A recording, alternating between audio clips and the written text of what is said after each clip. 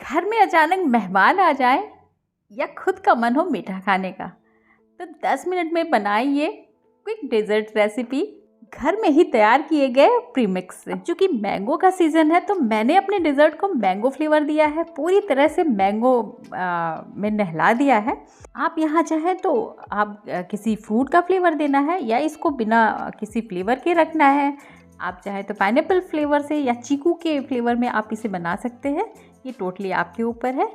तो रेसिपी पे आगे बढ़ने से पहले आपसे वही एक पुराना रिक्वेस्ट है कि अगर चैनल पे नए हैं तो प्लीज़ चैनल को सब्सक्राइब कर लें, वीडियो को लाइक और शेयर भी करें। तो मेरे चैनल पे और भी इस तरह की क्विक डिज़र्ट रेसिपीज़ या 10 मिनट 5 मिनट रेसिपीज़ अपलोड हैं, तो एक बार जाके उन्हें भी चेक करें जाके। तो वहाँ पे प्लेलिस्ट में आपको ये सारी रेसिपीज़ आसानी से मिल जाएंगी। तो यहाँ पे देख लेते हैं, इस रेसिपी के लिए मैंने 1 लीटर दूध बॉयल होने को रख दिया है यहाँ पे। तो यहाँ पे हमें गाढ़ा नहीं करना है, बस 5 मिनट तक इसे उबाल लेना है। तो कुछ इस तरह से ये, तो यहाँ पे दूध में उबाल आ गया है, तो इसको 4 से 5 मिनट तक हम उबाल लेते हैं अच्छी तरह से। और तब तक हम क्या करते हैं, ठंडे दूध में या रूम टेम्परेचर मिल्क होना चाहिए या फिर ठंडा दूध होना चाहिए, उसमें ये प्रीमिक्स जो कि मैंने घर पे ही तैयार किया है, इससे आप बहुत सारी रेसिपीज़ आप बना सकते हैं। आइसक्रीम बना सकते हैं, मिल्क शेक बना सकते हैं, कोई भी पुडिंग में आप इसे यूज़ कर सकते हैं। तो यहाँ पे मैंने मिठाई में भी यूज़ किया है इसे। तो यहाँ पे इस तरह से 3-4 बड़े चम्मच दूध में हमें घोल के ले लेना है। तो आप इसमें शक्कर डालने की हमें ज़रूरत नहीं है। और अगर आपके पास प्रीमिक्स नहीं है तो आप यहाँ पे वनीला फ्लेवर या कोई भी स्ट्रॉबेरी फ्लेवर कस्टर्ड पाउडर लेके और उसमें आप घोल लें दूध में, और शक्कर अलग से अपने टेस्ट के हिसाब से डाल दें। यहाँ पे मैंने प्रीमिक्स में ही सब कुछ डाला हुआ है, इलायची भी है उसमें, तो हमें अलग से कोई भी फ्लेवर या फिर शक्कर की ज़रूरत नहीं पड़ेगी। तो ध्यान रखें, आप अगर कस्टर्ड पाउडर ले रहे हैं तो इलायची और शक्कर अलग से डाल दें, इलायची पाउडर। उसे चलाते हुए मैंने इसमें डाल दिया है, दूध में ऐड कर लिया है। तो ये यहाँ पे हमें बिल्कुल कस्टर्ड की जैसी थिकनेस नहीं चाहिए, हमें थोड़ा पतला ही रखना है यहाँ पे मिल्क को। और फ्रेंड्स, अगर आपको ये प्रीमिक्स घर पे तैयार करना है तो उसका लिंक हम आपको आई बटन में और एंड स्क्रीन में दे देंगे, तो आप एक बार वहाँ चेक कर लीजिएगा। इस प्रीमिक्स से आप बहुत सारे रेसिपीज़ आप बना सकते हैं। तो यहाँ पे मैंने गैस को बंद कर लिया है और ये अभी ठंडा होके थोड़ा और गाढ़ा होगा, पर यहाँ पे बंद होने के बाद भी आप 3-4 मिनट इसे चलाते रहें रुक रुक के। इस पर मलाई ना जमने पाए, क्योंकि मलाई मोटी सी जम जाती है फिर वो मिक्स नहीं होती है। और अभी यहाँ पे हमने ब्रेड ले लिया है, इस तरह से मैंने वाइट ब्रेड लिया है। आप चाहें तो ब्राउन ब्रेड, मल्टीग्रेन ब्रेड, जो भी आप प्रेफर करते हो वो लें। और उसमें मैंने एक कटोरी से इस तरह से एक कटआउट निकाल दिया उसका। तो आप भी जो भी आप साइज़ रखना चाहते हो उस साइज़ की कटोरी लें। तो मैंने इतनी बड़ी ली है, और ये जो है वो फेंकना नहीं है, इससे ब्रेड उपमा, ब्रेड पोहा और ब्रेड क्रम आप बना सकते हैं। तो इस तरह से सारे ही ब्रेड से राउंडल्स निकाल लेने हैं। और यहाँ पे मैंने घर की मलाई ली है, फ्रेश घर की ही दूध की जमी हुई मलाई है, उसमें मैंने पाउडर शुगर मिला लिया है। तो आप यहाँ पे अपने टेस्ट के हिसाब से मिलाएं। और अगर मलाई नहीं है तो आप मिल्क पाउडर लेके उसमें थोड़ा सा दूध डाल के उसे आप इसी कंसिस्टेंसी में तैयार कर लें। इसको अच्छी तरह से मिक्स कर लेते हैं।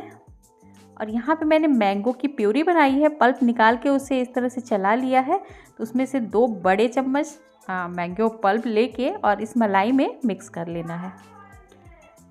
इस तरह से मैंने इसे मिक्स कर लिया अच्छी तरह से, बिल्कुल स्मूथ सा एक इस तरह से हमें पेस्ट चाहिए। तो ये इस तरह से तैयार कर लिया। और अभी क्या करते हैं, इसको करते हैं साइड। और यहाँ पे मैंने नट्स कुछ लिए हैं चॉप किए हुए गार्निशिंग के लिए, और बीच में जब लेयर बनाएंगे उसमें हमें डालना है।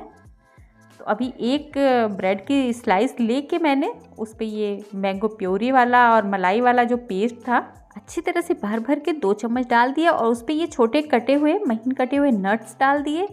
और दूसरे एक इस ब्रेड की स्लाइस से इस तरह से कवर कर देना है।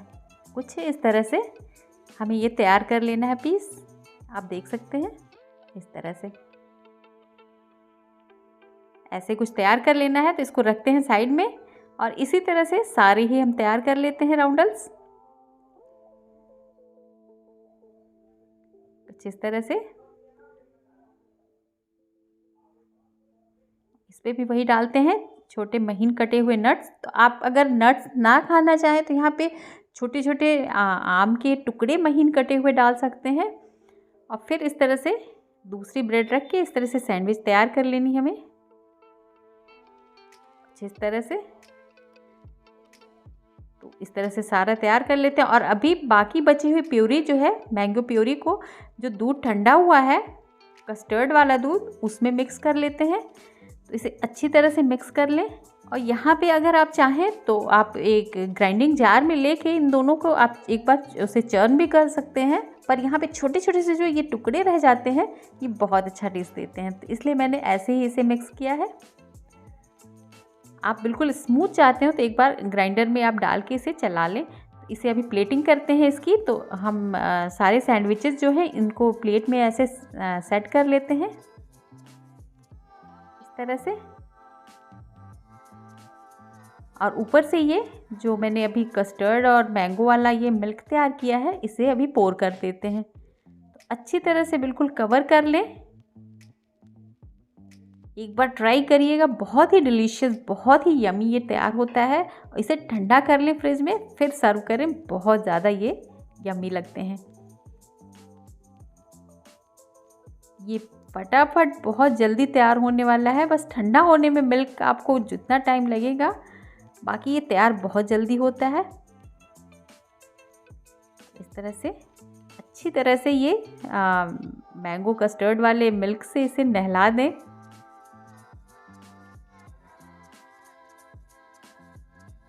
तरह से चारों तरफ से इसे।